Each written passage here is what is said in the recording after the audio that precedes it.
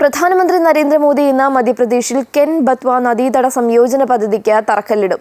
വാജ്പേയിയുടെ 100ാം ജന്മവാർഷികത്തോടനുബന്ധിച്ചുള്ള സ്റ്റാമ്പും നാണയവും അദ്ദേഹം ഇന്ന് പുറത്തിറക്കും. ഗ്രാമപഞ്ചായത്തുകളുടെ പ്രവർത്തന മികവ് വർദ്ധിപ്പിക്കുന്നതിന്റെ ഭാഗമായുള്ള 1153 അടൽ ഗ്രാമ സുശാസൻ കെട്ടിടങ്ങളുടെ തറക്കല്ലിടലും പ്രധാനമന്ത്രി നിർവഹിക്കും.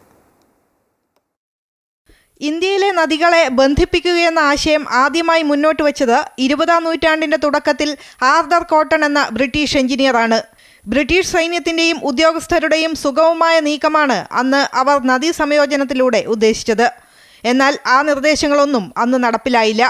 പിന്നീട് 1960-ൽ ബീഹാർ മുഖ്യമന്ത്രിയായിരുന്ന ഗുൽസാരിലാൽ നന്ദ സംസ്ഥാനത്തെ നദികൾ ബന്ധിപ്പിച്ച് വെള്ളപ്പൊക്കം നിയന്ത്രിക്കുന്ന ഒരു പദ്ധതി പ്രഖ്യാപിച്ചു.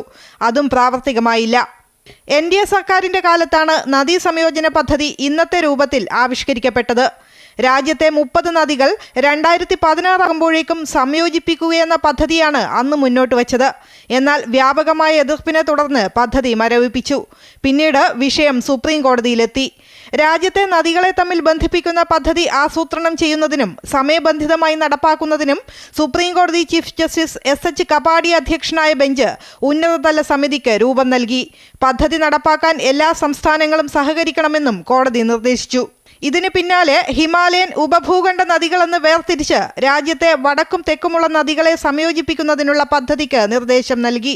വെള്ളപ്പൊക്കം നിയന്ത്രിക്കുന്നതിന് പുറമെ ജലസേചനത്തിനും വൈദ്യുതി ഉൽപാദനത്തിനും പദ്ധതിയെ പ്രയോജനപ്പെടുത്താനാണ് ലക്ഷ്യമിടുന്നത്.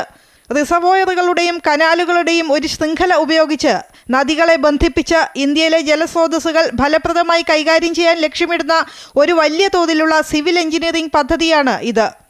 ഉപഭൂഖണ്ഡ നദികളെ ബന്ധിപ്പിക്കുന്ന നദീ സംയോജന പദ്ധതിയെ 4 പ്രധാന ഭാഗങ്ങളായി തിരിച്ചിരിക്കുന്നു. ഇതിലൊന്നാണ് കെൻ ബത്വ. വരൾച്ചാ ബാധിത പ്രദേശമായ ബുന്ദേൽഖണ്ഡ് പ്രദേശത്തെ ജലസേചനത്തിനായി മധ്യപ്രദേശിലെ കെൻ നദിയിൽ നിന്ന് ഉത്തർപ്രദേശിലെ ബേത്വയിലേക്ക് മിച്ചജലം മാറ്റാൻ ലക്ഷ്യമിടുന്നതാണ് കെൻ ബത്വ ലിങ്ക് പ്രോജക്റ്റ്. 2021-ൽ കേന്ദ്രം ഇത് തങ്ങളുടെ ഫ്ളാഗ്ഷിപ്പ് പദ്ധതിയായി അവതരിപ്പിച്ചു.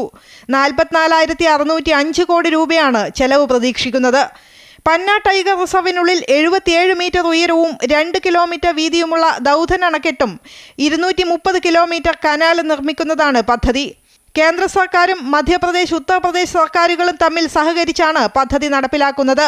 ഭൂഗർഭ പൈപ്പ് ജലസേചന സംവിധാനം ഉപയോഗിക്കുന്ന രാജ്യത്തെ ഏറ്റവും വലിയ ജലസേചന പദ്ധതി കൂടിയാണ് ഇത്. News desk, Amrita TV.